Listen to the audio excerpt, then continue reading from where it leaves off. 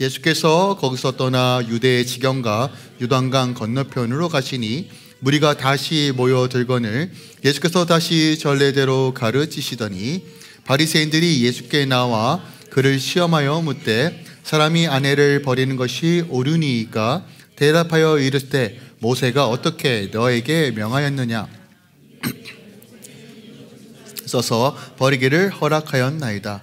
예수께서 그들에게 이르시되 너희 마음이 완악함으로 말미암아 이 명령을 기록하였거니와 상세 때부터 사람은 남자와 여자로 지으셨으니 이러므로 사람이 그 부모를 떠나서 그 둘이 한 몸이 됐지니라. 이러한즉 둘이 아니요 한 몸이니 그러므로 하나님이 짝지어 주신 것을 사람이 나누지 못할지니라 하시더라.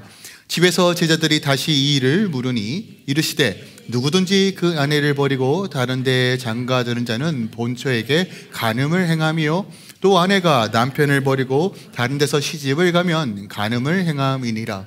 사람들이 예수께서 만져주심을 바라고 어린아이들을 데리고 오매 제자들이 꾸짖거늘 예수께서 보시고 노하시어 이르시되 어린아이들이 내게 오는 것을 용납하고 금하지 말라. 하나님의 나라가 이런 자의 것이니라. 내가 진실로 너에게 이르노니 누구든지 하나님의 나라를 어린아이와 같이 받들지 않는 자는 결탄코 그곳에 들어가지 못하리라 하시고 그 어린아이들을 안고 그들 위에 안수하시고 축복하시니라. 아멘. 하나님의 말씀입니다. 자, 오늘 제목을 부부의 세계, 소망을 품는 가정이라고 지었어요. 오늘 설교자로서 굉장히 좀 부담스러운 주제를 좀 다룹니다. 결혼, 이혼 이런 얘기를 다룰 텐데 부부의 세계라는 제목을 정했어요. 혹시 이 부부의 세계라고 했을 때 떠오르는 어떤 이미지가 있으신가요? 네, 그 드라마 제목 맞아요. 네, 2020년도에 굉장히 큰 시청률을 자랑했던 드라마 제목이 부부의 세계입니다. 뭐 굳이 배우를 언급하지 않겠지만 내용은 이제 보신 분들은 네, 소위 얘기해서 좀 막장이죠, 그죠? 불륜, 배신, 가정 붕괴. 물론 이제 요즘 드라마가 대부분 그런 내용을 담고는 있지만 원래 이 드라마의 원작은 영국 드라마예요. 닥터 포스터라는 이 드라마를 원작으로 하여서 제작한 건데 작가의 의도는 이것이에요. 그냥 겉부스로 보기에는 좀 어떻게 보면 어그러진 가정에 대한 이야기를 하는 것처럼 보이고 어떻게 보면 오늘날 현실을 대면하는 것처럼 보이지만 결국은 완전해 보이는, 겉으로는 완벽해 보이지만 속은 불안정한 가정, 그리고 화려해 보이는 가정일지라도 신뢰와 믿음이 깨어지면 지옥으로 변한다는 것. 꼭 인간은 결국 이런 어그러지고 깨진 결말을 마주할 수밖에 없다. 인간의 행동의 모든 것들은 이런 메시지를 담고 있어요. 드라마의 이야기지만 어떻게 보면 우리 주변의 오늘날의 이야기죠. 마주하고 싶지 않지만 오늘 우리가 쉽게 접할 수 있는 가정의 형태고 깨어짐입니다. 저는 오늘날 가정과 결혼이 가장 큰 도전에 마주했다라고 생각해요. 뭐 굳이 언급하지 않지만 한국도 캐나다도 점점 결혼율도 떨어지고 이혼율은 상당히 높아요. 유행가 가사인데 그죠? 연애는 필수, 결혼은 선택. 아모 딸이 우 뭐 있죠? 네, 그래요. 그러니까 이게 일상적으로요. 생각해요. 그냥 내 중심으로 모든 것들을 기준을 삼고 결정하는 시대에 살고 있어요. 제가 최근에 어떤 결혼을 준비하는 청년 커플을 좀 같이 상담하고 조금 가르치는 걸 시작했는데 그러면서 이제 자연스럽게 결혼에 대한 자료들을 꽤 많이 살펴봤어요. 그리고 제가 집중적으로 살펴봤던 물론 이제 하나님 나라로 가셨지만 팀 켈러 목사님 책을 굉장히 많이 봤어요. 팀 켈러 목사님 책에서, 왜냐면 그분이 이제 뉴욕에서 현재적인 21세기 포스트 모던 시대에서 복음을 어떻게 전달할까를 굉장히 탁월하게 선두에서 강의하시고 설교하셨던 목사님이기 때문에 그분이 생각하는 오늘날 문제, 왜 결혼을 더디하고 이혼율은 증가하고 오늘날 이런 문제들이 왜 자꾸 발생하는가라는 것을 크게 두 가지로 좀 요약해서 설명하는데, 첫 번째는 문화적 변화예요. 문화적 변화. 그러니까 인식의 변화가 일어났다는 거예요. 사람들이 생각하는 기준이 바뀌었다는 거예요. 결혼하지 않고도 동거하거나 혼자 살아가는 삶이 보편적인 이유는 모든 관계를 캐주얼적으로 설정하기 때문에 그래요. 자기중심적으로. 또한 여성들이 사회적 참여가 늘어났고, 또한 소위 해서 돈을 좀 많이 벌기 시작하는 시대.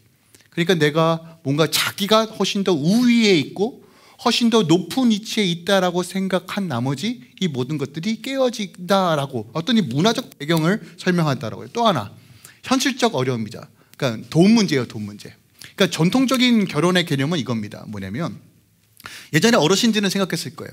결혼해서 재산을 늘릴 수 있다고 생각했어요. 난 지금 어렵지만 서로 함께 우리가 노력하고 협력하면 어렵지만 더뎌서 또 우리가 부를 축적할 수 있다라고 생각했던 것이 정통적인 결혼 간의 어떤 근거가 됩니다. 근데 요즘은 돈 때문에 결혼하네요. 딱 결혼하려고 했더니 야, 쟤랑 결혼하면 일단은 까먹고 들어가겠다. 시작부터가 이제 마이너스로 시작하죠. 그러니까 이제 감이 안 오는 거예요. 그러니까 청년들이 결혼을 미루는 이유도 목사님 돈이 없습니다.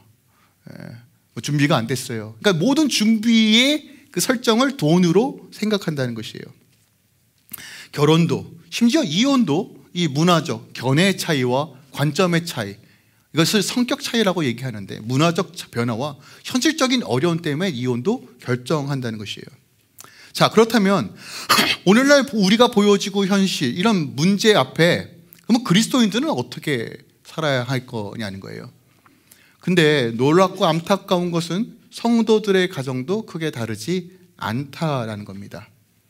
그러면 하나님께서 말씀하시는 부부의 세계, 가정의 세계는 대체 어떤 모습을 담고 있냐는 거예요. 저도 이젠 부부 갈등 가운데 어려움을 겪는 커플들을 만나고 상담도 하면서 공통적으로 듣는 이야기가 있어요. 뭐냐면, 행복하기 위해서 함께 결혼했는데 함께 있어도 외롭대요. 고립된 것처럼 느껴진대요. 소모품처럼 느껴져요. 저 사람이 나를 존중하고 인정하지 않는다 라는 이야기를 가장 많이 듣습니다.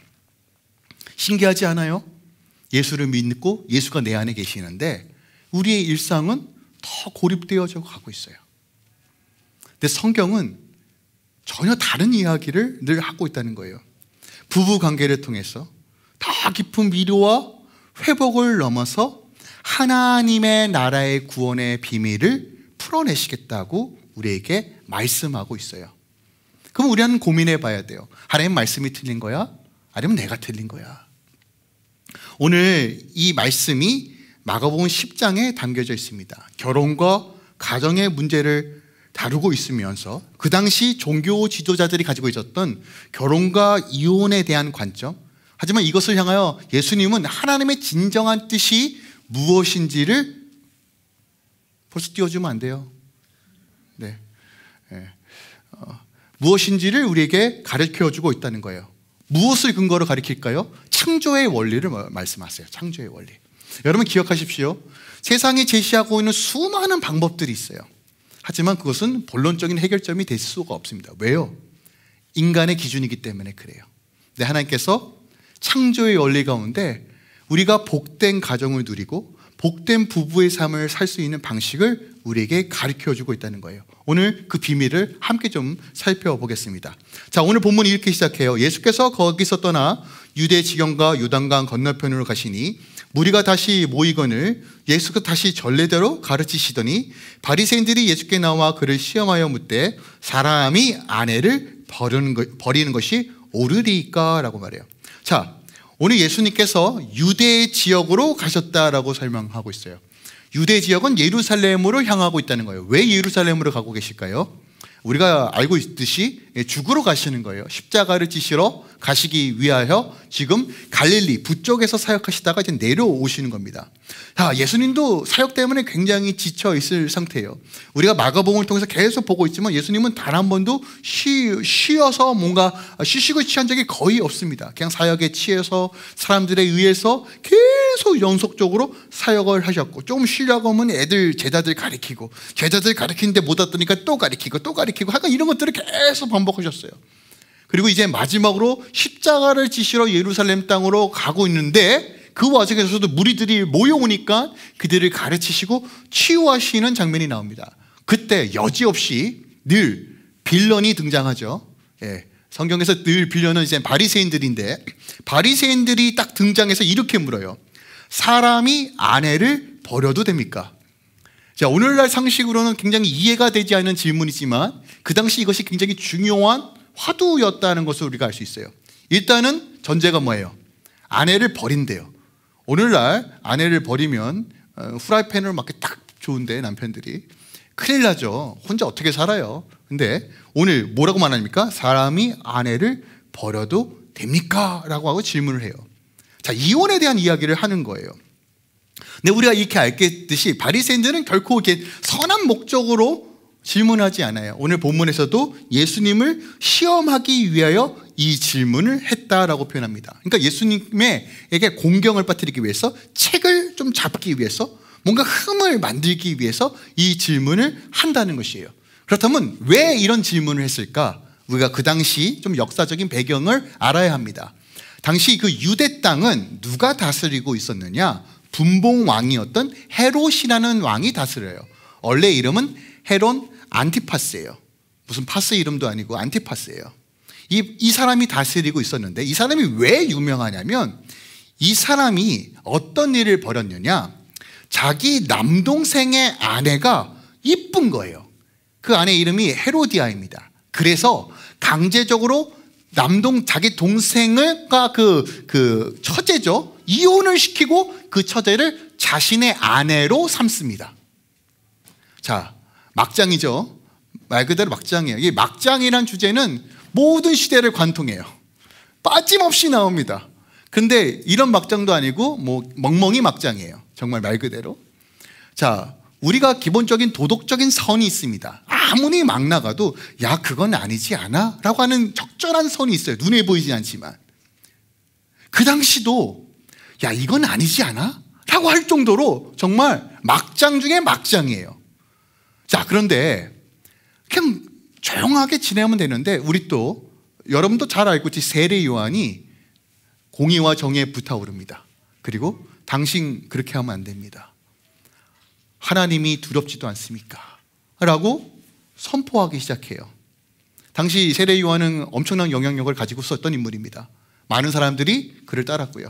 광야에 외치는 목소리, 선지자라는 칭호를 받았던 사람입니다. 그런데 그 당시 헤롯의 이제 재혼에서 헤로디아가, 그게 꼴보기를 싫으니까 헤롯 왕에게 샤바샤바 해가지고 결국 사도 요한이 목에 잘려 죽게 됩니다. 그러니까 이런 배경이 있는 상황이에요. 그러니까 세례 요한의 죽음 이후에 공개적으로 퍼블릭하게 이혼이나 재혼의 문제를 말하는 것이 굉장히 어렵게 됐습니다. 만약에 그런 주제를 말하게 되면 누구를 빗대어 말한다라고 착각할 수 있어요. 헤롯, 그죠? 권력자. 그러니까 권력자에게 손해를 보지 않기 위하여, 죽음을 당하지 않기 위하여 이혼이나 재혼에 대한 이야기를 하지 않아요. 근데 지금 바리새인들이 그걸 묻고 있는 거예요. 예수님, 이혼할 수 있어요? 재혼해도 됩니까? 무엇이 옳습니까? 라고 묻는 거예요. 그러니까 만약에 예수님이 야, 그거 옳지 않아 라고 얘기하면 지금 헤롯에게 고발당할 위험, 생명의 위협을 당할 수 있는 상황이 된 거예요. 또 하나, 옳다라고 이야기하면, 이혼해도 돼 라고 하면요, 율법을 가볍게 여기는 것처럼 보일 수 있다는 것이에요. 그러니까 어떤 말을 하더라도 그냥 함정에 쑥 빠질 수 있는 질문을 하는 거예요. 그러니까 바리새인들은 이런 걸 질문하는데 정말 탁월한 것 같아요. 근데 여러분 그거 아세요? 사단이 늘 이런 전략을 써요.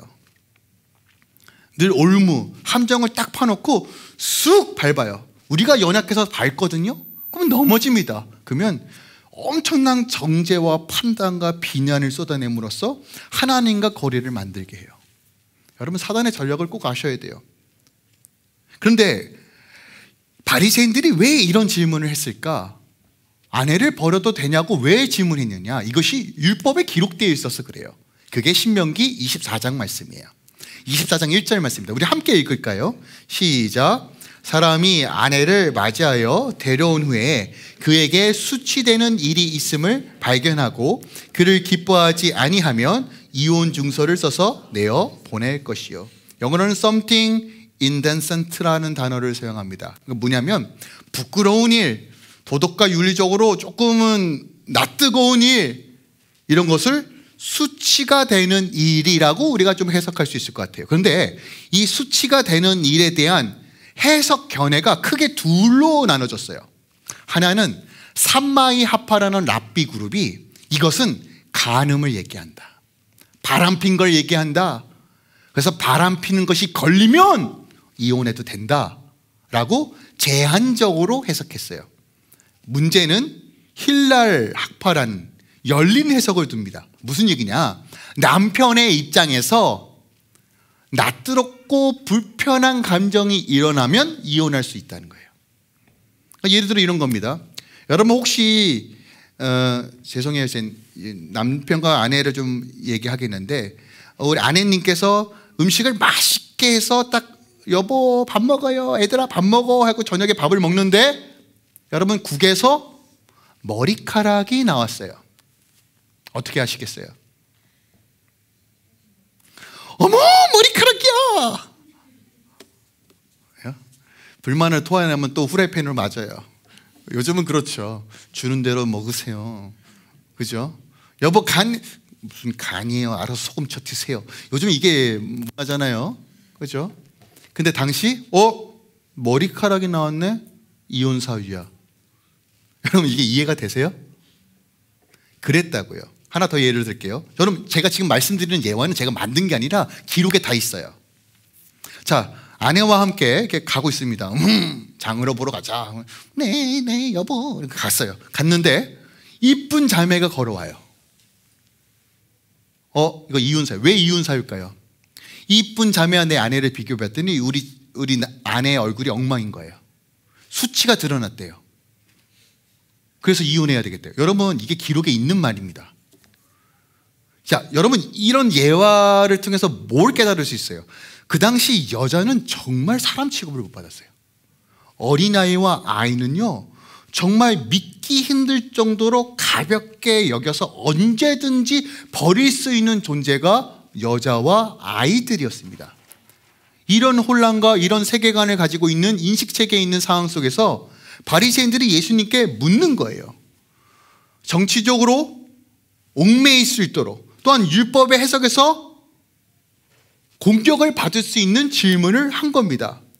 근데 예수님은 이런 질문을 알고 계셨죠. 의도를 알고 계세요. 그러면서 예수님께서 뭐가 옳고 뭐가 틀리다라는 대답 대신 결혼의 본질, 하나님의 뜻이 무엇인지를 우리에게 가르쳐주고 있는 거예요.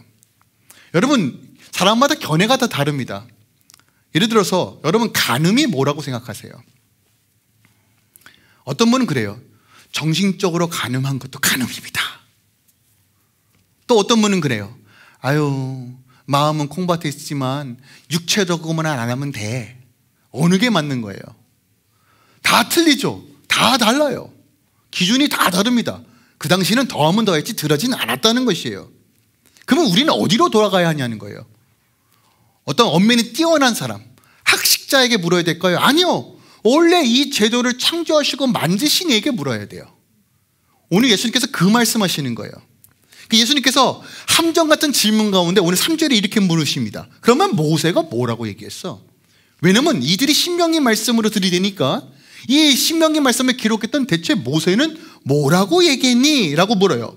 그랬더니 바리새인들이 마치 기다렸듯이 이렇게 얘기하는 거예요. 오늘 4절에 보니까 모세는 이혼 증서를 써주면 버릴 수 있다라고 허락했습니다 라는 거예요. 그러니까 무슨 얘기냐면 이혼 증서만 남편이 그 엑스와이프에게 써주면 이혼이 가능하다는 것이에요.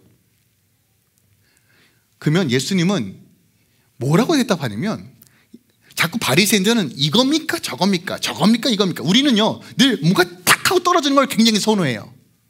근데 예수님의 말씀을 자세히 보면요, 야 이거야 저거야 저거야 이거야 대체 기준이 뭐야 라고 하는 것들을 혼돈스러운 것처럼 보이는 것들을 말씀을 되게 많이 하세요. 근데 늘 여러분 이걸 기억하세요. 예수님의 말씀의 핵심은 attitude, 자세와 태도예요. 하고 안 하고의 문제를 더 넘어서 그 말씀을 대하고 그 뜻에 대한 우리의 올바른 자세와 태도와 마음가짐에 대해서 늘 말씀하고 계세요.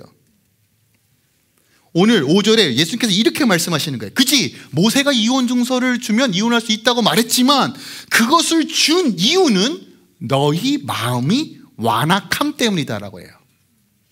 그 당시 유대인들의 완악함이 아니라 너희라고 말합니다. 지금 너희의 그 완악함 때문에, 그때 이스라엘 백성들의 완악함이나 너의 완악함이나 별반 다르지 않은 그 완악함 때문에 이혼 증서를 주었다는 거예요.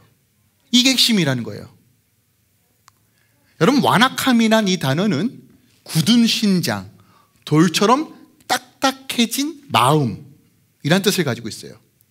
그러니까 원래 하나님의 의도와 목적은 결혼은 거룩한 하나님의 뜻을 담고 있어요. 자신의 고집과 욕심대로 행동한 결과 이들이 완악해져서 이혼을 요청했다는 거예요. 그런데 원래 하나님의 의도와 목적은 깨트리는 것이 아니라 이 결혼을 통해서 하나님의 구원의 비밀을 드러내시는 것이 하나님의 뜻과 목적이라는 거예요. 하지만 죄로 인하여, 우리의 완악함으로 인하여 부득이한 상황에 제한적으로만 허용했다는 겁니다. 그런데 이런 의미의 뜻은 전혀 모른 채 바리새인들은 자신들의 이혼을 정당화하는 구실로서 이혼 증서를 들이밀었다는 거예요. 다시 말씀드립니다. 예수님은요, 이혼 증서, 모세가 만든 이 율법의 핵심은 뭐냐면 인간의 죄악으로 타락해진 이 현실 속에서 그래도 이것을 규제하고 보호하는 장치로서 율법을 주셨는데 사람들은 그것을 자기 정당화하는 방식으로 사용했다는 것이에요. 자, 그렇다면 신명기 24장에 왜 이혼 증서에 대한 말씀을 하셨을까? 이 배경을 조금 알아야 돼요. 앞서 말씀드린 것처럼 신명기 말씀이 주어지기 전에는요, 더 여성들의 인권은 없었습니다. 그러니까 물론 지금 뭐 최근에 여성들의 인권이 새롭게 된 것이 불과 몇 년이 안 돼요. 솔직하게 정말 7, 80년만 해도 대한민국도 그렇고 남성 우월주의, 남성 중심적인 생각들이 얼마나 많아요. 가부장적인 것이 얼마나 많습니까? 그리고 그것이 여전히 남아있죠. 남아있어요. 지금도 어느 정도 남아있는 상태인데 그 당시는요, 정말 하나님께서 이 말씀을 주시지 않았으면요, 정말 어린아이와 여자는요, 남자들이 마음대로 취급해도 버려도 전혀 이상할 것이 없는 문화였어요. 그러니까 오히려 아내를 귀히 여기는 것 그 자체가, 야, 쟤 좀 미친 거 아니야? 라고 할 정도로 그런 인식체계 속에서 살아가고 있었던 때가 고대 근동이고 1세기였다는 것이에요. 자, 보세요. 그런데 만약에 하나님께서 이혼 증서를 모세를 통해서 이혼 증서를 허락하신 이유를 생각해 봅시다. 여러분, 이혼 증서가 있어야지만 이 여자는 재혼할 수 있어요. 근데 이혼 증서가 없으면 결국 버림받은 여자의 삶은 어떤 결과를 만들까요? 그냥 죽어버리나요? 살아야 되잖아요. 살려면 뭐가 필요합니까, 여러분? 돈 필요합니다. 그래서 생계형 매춘이 있는 거였어요. 그러니까 성경에서 몸을 파는 여자에 대한 이야기가 굉장히 많이 있습니다. 여러분, 그걸 어쩔 수 없는 상황이 아니에요. 정말 진짜 어쩔 수 없는 상황이에요. 남편에게 버림받았고 살아갈 방법이 없고 재혼은 불가능한 상태에서 그들이 살기 위해 어쩔 수 없이 극단적인 선택이 바로 매춘이었다는 거예요. 그런 시대적 배경이 있어요. 그러면 하나님께서 모세를 통해서 이혼 증서를 그래도 허락하신 이유가 뭐예요? 결국 목적이 뭐예요? 여성들의 인권이에요. 이들을 보호하시기 위하여 허락하신 거란 말이에요. 이게 바로 하나님의 뜻이고 마음이었어요. 근데 문제는 바리새인들은 이것을 자기 마음대로 악용해버려요. 지금 나랑 살고 있는 이 여자를 버리기 위하여 이혼 증서를 썼다는 거예요. 제가 자료를 찾아봤더니 과관이에요. 뭐냐면 이혼 증서로 가스라이팅하고 협박하는 거예요. 내가 이거 써줄까 말까 써줄까 말까. 제발 써주세요. 같이 살고 싶지 않아요. 써줄까 말까. 심지어 여러분 어떤 방법을 썼냐면 자료를 찾아보니까 잎사귀에다가 이혼 증서를 써줬대요. 잎사귀. 여러분 혹시 잎사귀를 혹시 말려보신 분 계세요? 어떻게 돼요? 마르면 부스러지고 가루가 되죠. 그러면 이혼 증서를 받긴 받았는데 이게 있어요 없어요? 없어요. 그러면 이 여자의 운명은 어떻게 돼요? 버려지는 거예요. 남자도 참 못됐어요. 그죠? 이랬다고요 정말. 그래요. 그냥 지밖에 몰라요. 그랬다고요 그 당시 남자나. 그러니까 여러분 참 우리가 말씀을 보면서 우리 안에 완악함을 보셔야 돼요. 완악함을. 너의 완악함 때문에, 그 죄된 것 때문에 보호의 방편으로 내가 이혼 증서를 모세를 통해서 허락했다는 것이에요. 그리고 오늘 예수님께서 이들의 완악함에게 창조의 원래 결혼에 대한 의미를 예수님께서 설명하세요. 그것이 오늘 6절부터 9절까지의 말씀입니다. 창조 때부터 사람은 남자와 여자로 지으셨으니 이러므로 사람이 그 부모를 떠나서 그 둘이 한 몸이 될지니라. 이제 둘이 아니요 한 몸이니 그러므로 하나님이 짝지어 주신 것을 사람이 나누지 못할다. 여러분 이 말씀은 창세기 1장 27절과 2장 24절의 말씀이에요. 이게 원래 하나님께서 결혼을 허락하시고 제정하신 목적과 이유라는 것이에요. 자, 남자와 여자로 맺어졌다예요. 여러분 요즘 일부 다초제부터 시작해가지고 하는 난리도 부르스도 아니죠. 결혼은 한 남자와 한 여자가 맺는 거예요. 여러분 자꾸 본질로 돌이키셔야 돼요. 세상이 어그러진다고 헤헤헤 다 허락하면요 여러분 다 어그러지고 깨진 거예요. 그리고 남자와 여자가 지어졌대요. 여러분 남자와 여자는 바이올로직하게 태생부터 달라요. 이해가 되세요? 되게 중요한 개념이에요. 그러니까 목사님 저는 남자친구가 MBTI도 맞아요. MBTI가 맞는 것과 태생적으로 다르다니까요. 달라요. MBTI를 아무리 맞춰봐요 달라요. 그냥 다른 겁니다. 살아보신 분들 다 알잖아요. 때려 죽어도 달라요. 아무리 끼워 맞춰도 결정적으로 다 틀립니다. 생각과 관점이 완전히 달라요. 그게 남자와 여자예요. 그런데 하나님께서 함께 맺어지게 하셨다는 거예요. 부모를 떠나 한 몸을 이룰지나 라고 말해요. 여러분 이건요 온전한 연합, 결코 떼어낼 수 없는 하나가 되었다라고 말하는 거예요. 그러니까 여러분 기억하세요. 우리가 자꾸 부부간의 갈등이 일어나는 이유는 뭐냐면 너는 너고 나는 나다라고 하기 때문에 늘 갈등이 일어나요. 근데 여러분 보세요. 하나님이 딱 보시기에는 야 쟤네는 하나인데 왜 자꾸 치고받냐 이거예요. 근데 우리가 이 개념이 없어요. 너무 힘들어요. 저도 이제 저희 가정 가운데 정말 많은 광야와 풍파와 어려움과 이 산이 맞습니까? 저 산이 맞습니까? 별의별 진짜 엄청난 일들이 벌어졌거든요. 그러면서 제 안에 그 광야를 통과할 때 제 안에 주셨던 결혼에 대한 이미지가 있었어요. 뭐였냐면 이런 어그러진 모양이 있고 이런 어그러진 모양이 둘이 서로 맨날 치고받고 하다가 그냥 너덜너덜한 상태에서 매끈매끈한 공이 되어서 술이 이렇게 맞물리는 것이 결혼 생활이지 않을까 하는 생각을 했어요. 왜냐면 제가 우리 아내랑 살아가면서 야 이게 어디까지 죽어야 돼. 나는 죽었다고 생각했는데 또 죽으라고 말하네. 대체 어디까지 포기하지. 차라리 포기하고 도망가는 게 더 낫겠다는 생각을 수십 번 수천 번씩 했어요. 근데 알고 봤더니 우리 아내도 똑같은 생각했더라고요. 근데 야 저 인간 어떠시죠? 그러니까 그러면서 서로 너덜너덜해지는 거예요. 정신적으로 육체적으로 피폐해지면서 저희는 그래도 이게 주님의 은혜지. 그래 내가 깎여야지. 내가 죽어야지. 내가 참아야지. 내가 인내해야지. 여러분 인내하고 참는 게 답이 아니라고 하더라고요. 그러니까 공황이 오고 병이 나더라고요. 그래서 생각했어요. 난 정말 예수님 잘 믿고 하나님 뜻대로 살아가고 있는데 나는 왜 점점 피폐해지지? 이게 정말 퀘스천이었어요. 그런데 제가 그 단계를 돌파하고 나서 하나님의 회복을 경험하면서 정확하게 보여주신 그림이 뭐였냐면 우리는 다 각자 다른 모양을 가지고 있어요. 기지가 선풍과 MBTI가 기지가 혈액부터 다 다릅니다. 다 다른데 우리가 가지고 있는 고유한 성격과 기질과 달란트를 그대로 유지해야 되는데 다듬어져야 해요. 다듬어져야 돼요. 그것이 빛을 발하기 위해서는 훈련과 다듬이 필요하겠죠. 다듬어져서 하나님의 뜻 가운데 하나님을 바라보고 나갔더니 어느 순간 완벽한 퍼즐처럼 맞춰지는 거예요. 이게 바로 연합이에요. 이게 하나님의 기가 막힌 방식이에요. 왜요? 성삼위 하나님이 세 분이 퍼스널이 가지고 있지만 하나의 원, 유니티 되신 것처럼, 삼위째 하나님이 하나 되신 것처럼 부부를 그렇게 만드시겠다는 거예요. 그게 둘이 하나가 될지라는 개념이에요. 이것을 조금 어려운 개념으로 표현하면 언약적 관계 안에서 이것을 이루시겠다는 거예요. 언약. 하나님이 짝지어 주신 것을 사람이 나누지 못한다는 이 말은 이거예요. 이제 이 결혼의 주권은 하나님께 있어요. 하나님이 책임져 주시겠다는 거예요. 하나님이 이끌어 가시겠다는 거예요.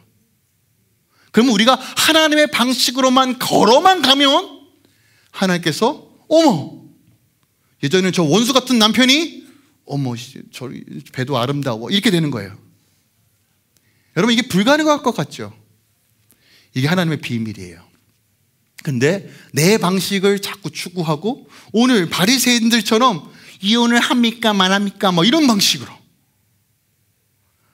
서로 왜 다른데 저 사람 나를 왜 괴롭게 합니까 이런 방식으로 자꾸 접근하다 보면 우리는 그냥 깨어짐만 경험하는 거예요. 여러분, 그 당시 하나님이 맺어진 것을 나눌 수 없다는 것은 굉장히 충격적인 선포입니다. 왜냐하면 당시 유대 사회에서 남성 중심적인 문화이기 때문에 언제든지 남편이 마음만 먹으면 여자를 버릴 수 있었거든요. 근데 하나님께서 말씀하시는 거예요. 너희들의 생각보다 하나님의 말씀의 권위가 더 높다는 거예요. 여러분, 부부의 결혼의 비밀을 여러분 깨달으셔야 돼요. 여러분, 성경이 창세기부터 시작하잖아요. 여러분, 창세기에 누가 등장합니까? 사람이 등장해요. 아담과 하와. 최초의 결혼이 창세기부터 등장해요. 맞죠? 요한계시록은요, 어린 양의 혼인잔치로 마무리돼요. 여러분, 하나님은요, 결혼과 부부 관계를 통해서 하나님의 구원의 역사의 비밀을 담으셨어요. 여러분, 그냥 감정이 취해서 행복할 것 같아서 하는 결혼이 아니라 이 결혼 안에, 부부 사이 안에 하나님이 놀라운 비밀을 담고 계신다는 거예요. 바울도요, 우리가 에베소서 5장을 살펴봤지만 서로 피차 복종하고 사랑하며 교회가 주님과의 관계, 뭐라고 표현합니까? 그리스도와 교회와 신부와 신랑이라고 표현해요. 이 비밀이 참되도다라고 말합니다. 그러니까 부부의 연합 그 자체가 그리스도의 복음을 드러내는 가장 분명한 무대가 된다는 거예요. 개인의 행복을 넘어서 하나님의 구원의 역사를 어디서부터 시작하길 원하시느냐? 부부 관계 안에서부터 시작하길 원하신다는 거예요. 그리고 주의 처소와 성전으로 이 부부 관계 안에서 그리스도 안에서 세워져 가고 거듭나고 완전해지는 것들을 경험하게 하신다는 거예요. 그런데 오늘날 우리의 인식은 결혼을 커버넌트, 언약의 개념으로 이해하는 것이 아니라 계약의 관점으로 생각해요. 계약은 내가 마음에 안 들면 파괴해버리면 되는 그런 계약 수준으로 여긴다는 거예요. 셀폰 2year 컨트랙 해도 마음에 안 들면 야 뭐 그거 뭐 페널티 물고 다른 걸로 바꾸지, 이런 관점으로 결혼 생활을 생각해요. 한 예로요, 이게 완전한 예화는 아니지만 문득 이런 이미지가 떠올랐어요. 여러분, 혹시 여행 가실 때, 타 지역으로 가실 때 운전을 해야 될 때 차를 렌트를 해요, 안 해요? 하죠. 여러분, 혹시 렌트카 몰 때 우리 렌트카 애지둥지, 기스 나면 안 되지, 이러고 오면서 렌트카 모십니까? 그냥 몰잖아요, 그냥. 그죠? 평상시에 내가 차를 밟아본 적이 없는데 야, 렌트카니까 한번 200까지 밟아볼까? 해요, 안 해요? 하지 마세요. 하지 마세요. 근데 저도 이제 수술적에 차가 없을 때 렌트카 빌리면 뭐 평상시에 해봤던 거 막 하거든요. 살을 못 살게 굴어요. 왜요? 대체 아니잖아요. 그냥 겉으로 멀쩡한 거 돌려주면 돼요. 여러분 혹시 렌트카 빌리고 돌려줄 때 어머 렌트카 잘 썼으니까 새 차도 한 100만 원짜리 싹 하고 실내까지 싹 청소하고 갖다 줘야지 이럽니까? 아니죠. 그냥 내가 쓴 만큼 기름 두고 내트나면 되잖아요. 근데 여러분 혹시 여러분이 구입했던 패밀리카는요? 저도 저희 집에 차가 2대인데 저희 아내가 차를 참 관리를 잘했으면 좋겠는데 잘 못해요. 그래도 제가 우리 아이들이 타니까 모르겠지만 에어필터도 제가 바꾸고 고장나면 막 문의도 하고 은근슬쩍 엔진오일도 바꾸고 타이어 보고 왜 저도 제 차 관리하고도 힘든데 그 기스 나면 왜 기스가 날까? 무슨 페인트를 어떻게 칠할까? 막 이거 고민하다가 뭐 왁스질도 몰래 했다가 안 됐다가 막 실망했다 그래요. 왜 그럽니까? 가족의 생명과 안전과 연결되어 있기 때문에 그래요. 그래서 렌터카는 계약의 개념이고 패밀리카는 언약의 개념으로 이해할 수 있다고 생각해요. 여러분 그거 아십니까? 결혼을 자꾸 누군가를 소유하고 내 필요를 채우는 관점으로 우리가 자꾸 해석하면요 우리는 계약의 개념으로밖에 생각할 수 없어요. 여러분 기억하세요. 결혼은 맡김의 개념이에요. 청지기의 개념입니다. 누가 옳고 그름이 아니라 부부 사이에 네가 맞니 내가 맞니의 개념이 아니라 누가 더 맡은 자로서 충성할 것인가에 대한 관점으로 보셔야지만 하나됨의 비밀들이 풀려요. 그래서 거룩은 태도와 자세를 의미합니다. 결혼의 목적은 거룩이에요. 행복이 아닙니다. 거룩은 하나님과의 온전한 관계 안에서 부부가 온전히 하나 되는 방식이 거룩이에요. 그리고 거룩은 반드시 청지기, 맡음의 관점으로 보셔야지만 하나님의 복이 풀어진다는 거예요. 배우자의 흠집 하나에도 실망하고 자신이 받았던 상처에 주목하고 쉽게 포기하려고 하는 오늘날 부부의 실태 속에서 언약은 흠집 속에서 은혜를 보는 거예요. 하나님의 국물의 눈으로 상대방을 보려고 하는 거예요. 여러분 흠없는 사람이 어디 있습니까? 저도 오늘 성찬이라서 넥타이 같이 딱 매었는데 교회 딱 왔더니 운동화 신고 있더라고요. 근데 어떻게 하자 저희 아내에게 문자를 보냈어요. 구두 좀 부탁해요. 왔는데 문자했어요. 내가 뭐 그렇다고 제가 뭘 할 수도 없잖아요. 뭐 내 책임인데, 그죠? 그러니까 여전히 우리도 흠도 많고 여전히 연약해요. 근데 자꾸 남의 흠만 보고 또 그로 받았던 내 상처에만 주목하다 보니까 지금 이 일을 통해서 하나님께서 하시고자 하는 일들을 보지 못한다는 거예요. 서로의 상처가 나타나면 용서와 화목이라는 그 후시딘을 서로 발라줌으로써 서로 성장하는 거. 여러분 혼자 사람이 살아가면 자기가 어떤 존재인지 절대로 객관화시킬 수 없어요. 서로를 통해서 내가 정말 예수님 없으면 못 살아내는구나라는 것을 상대방을 통해서 하나님께서 확인시켜주기 위해서 결혼시킨 거예요. 여러분 이걸 보셔야 합니다. 그럼 누가 그러죠? 목사님 저희 남편은 강도가 너무 세요. 남편을 감당할 수가 없어요. 예수님이건 나발이건 모르겠어요 하시는 분들의 대부분 상담이에요. 근데 여러분 기억하세요. 주님은 우리를 완벽한 자로 부르시는 게 아니에요. 완벽한 둘을 만나게 하시는 것이 아니라 서로 완성시켜 갈 수 있는 사람을 짝지어 주신 것이 아니라 서로를 통해서 그리스도 안에서 세워져 가기 위하여 그 가운데 하나님을 경험하고 구원의 감격을 누리게끔 하시기 위하여 짝지어 주셨다는 거예요. 여러분 이 결혼의 목적을 아셔야 돼요. 나도 완전하지 않으면서 상대방에게 완전함을 구합니다. 여러분 맡김과 충성되이 당한 때 하나님의 기적들을 경험하는 거예요. 에베소 5장의 결혼에 대한 중요한 이야기를 하죠. 시와 찬미와 감사함으로 그리스도를 경외함으로 피차 복종하라고 말해요. 그것이 교회다라고 말해요. 그것이 주의 자녀의 삶이라고 말해요. 그렇다면 이혼은 대체 어떻게 이해해야 될까? 여러분, 모세가 이혼의 증서를 통해서 그 당시 여성들을 보호했고 그래도 제한적으로 허용했어요. 그러면 오늘날 우리가 이혼을 어떻게 이해해야 될까? 제 주위에도 이혼한 가정들이 꽤 많습니다. 심지어 목회자 중에서도 이혼한 가정이 꽤 돼요. 이건 범죄함이야. 여러분, 그렇게 이해해서는 절대로 안 돼요. 저는 전제가 있습니다. 여러분 기억하세요? 이혼 증서를 써준 배경이 뭐예요? 완악함 때문에 그래요. 여전히 우리는 완악합니다. 저는 개인적으로 결혼의 신성한 의미는 하나 되기 위해 우리는 정말 주 앞에 엎드리고 애써야 돼요. 저는 개인적으로 이혼을 권하고 싶진 않습니다. 그럼에도 불구하고요, 여러분, 하나님은 우리가 행복하고 복되기를 원하세요. 그런데 가정을 살펴보면 생명을 보존하는 것조차 위기와 상실이 되어 있는 가정들이 있어요. 인간의 존재 자체가 허물어지고 존엄성이 완전히 깨어진 가정들이 있어요. 근데 그것을 회복할 의지가 없어요.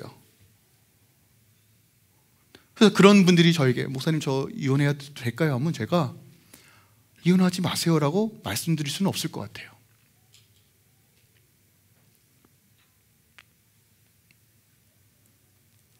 그게 제 개인적인 신학적 견해입니다.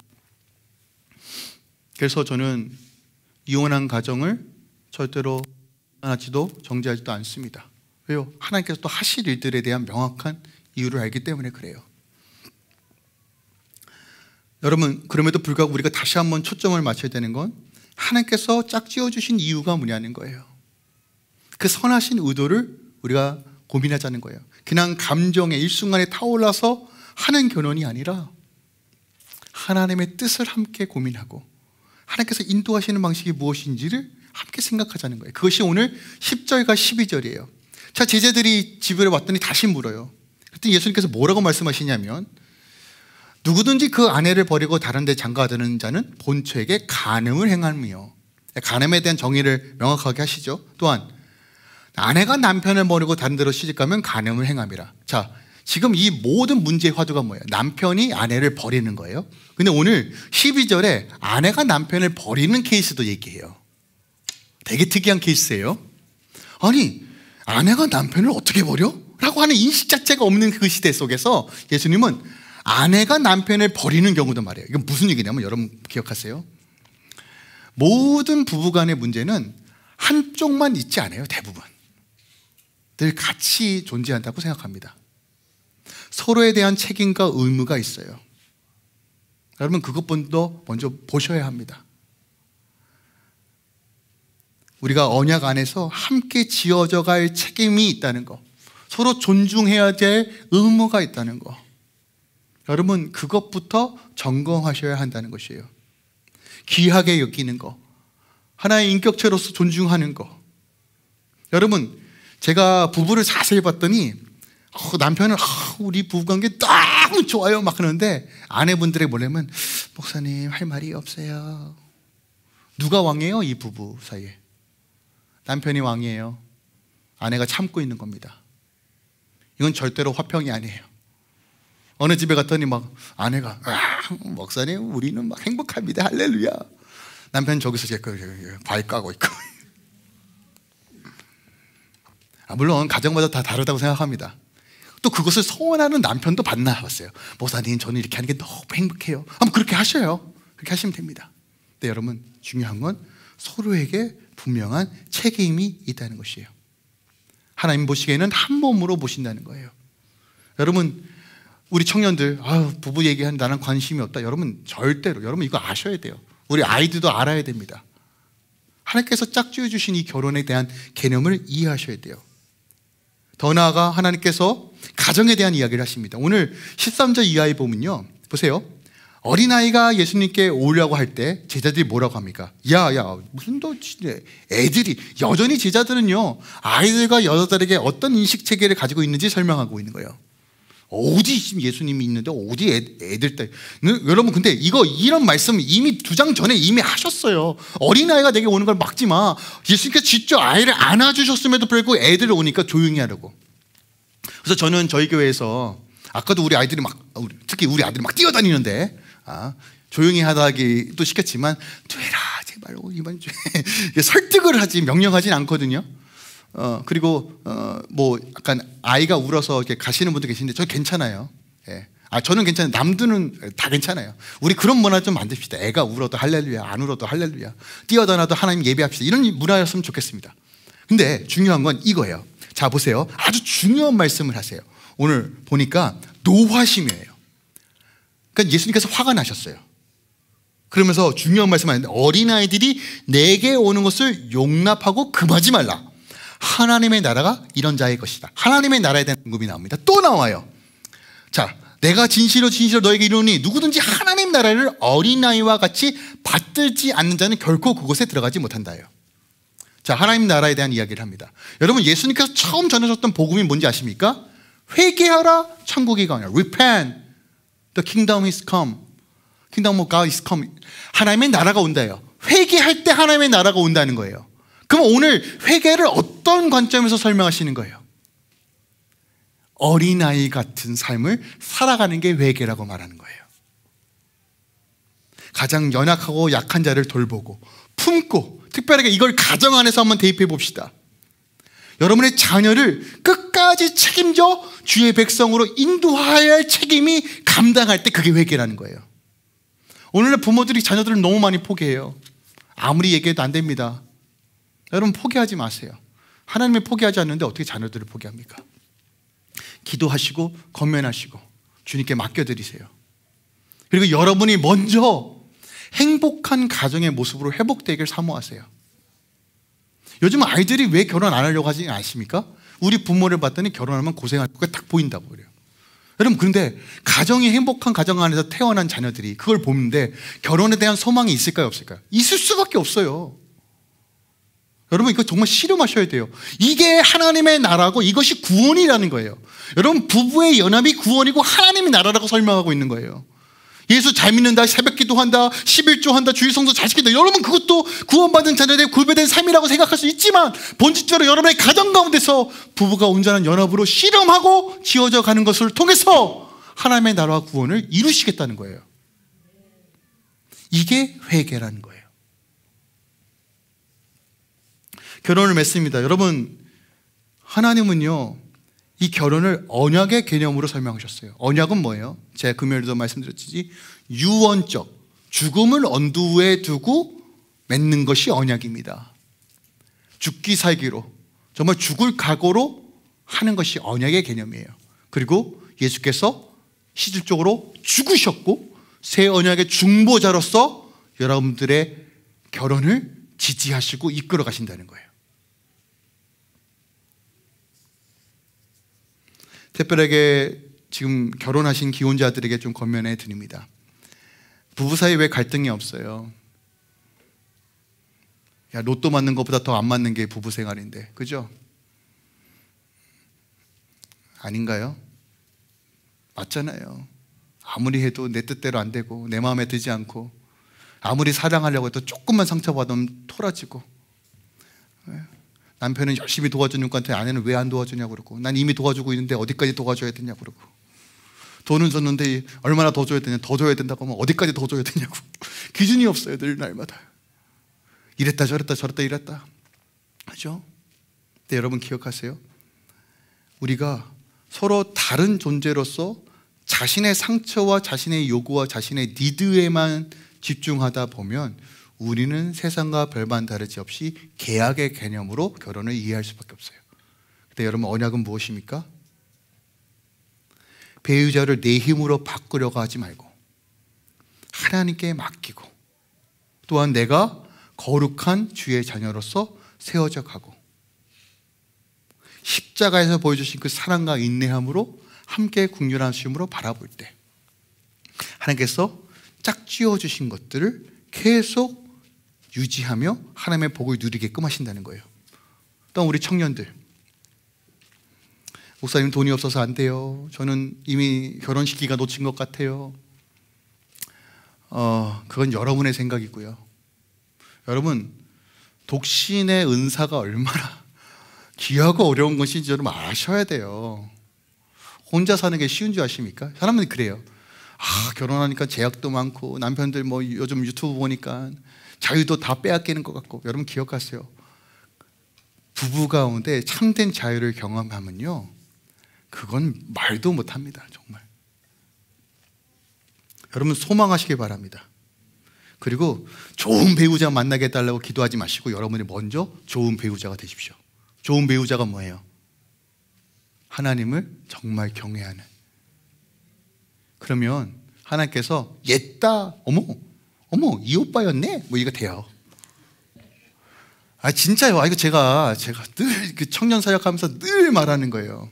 하나님과의 온전한 관계가 이루어지고 그 안에 비밀이 풀어지면, 저는 한국에서 저희 아버지 목회하는데 진짜 50평생을 솔로로 지내다가 털큰하니 결혼해가지고 애까지 나오신 자매를 봤어요.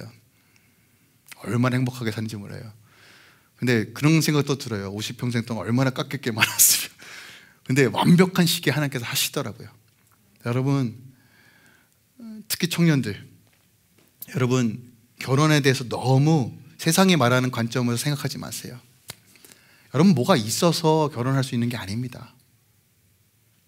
행복한 가정, 꿈꾸는 가정, 하나님께서 여러분의 가정 가운데 그 결혼을 통해서, 결혼을 이뤄가는 모든 가정들과 그 만남을 통해서 하나님의 정말 비밀스러운 것들을 깨닫게 하실 거예요. 여러분 소망하세요. 특히 청년들, 돈 없다고 결혼 못하겠다는 얘기는 저한테 절대로 하시면 안 돼요. 그럼 절대 줄이 안 서줄 거예요. 돈 없어도 돼요. 돈 없어도 돼요. 돈이 전부가 아닙니다. 살아보면 알아요. 세상은 돈이라고 다 얘기하는데 돈이 전부가 아니에요. 온전한 주를 향한 믿음만 있으면 다 돼요. 특별하게 여러분, 우리 가정 가운데 특별하게 이혼하시고 재혼하신 가정도 있다고 생각합니다. 여러분, 죄책감 가운데 있으신 분들이 계세요. 나의 이혼 때문에, 나의 깨어짐 때문에 혹시 우리 자녀들이 상처 어려움이 있지 않은가. 여러분, 우린 새로운 피조물입니다. 완전하지 않아요. 하나님께서 지워져 가시고 새롭게 하실 겁니다. 주 안에 있을 때 완전한 거예요. 저는 할렐루야 교회가 누가 그랬다는 꼬리표가 아니라 정말 주 안에서 거룩하게 지워져 가는 가정들이 일어나길 소망합니다. 예수님은 그렇게 판단하고 정죄하지 않으세요. 여러분 함께 믿음으로 좀 걸어갑시다.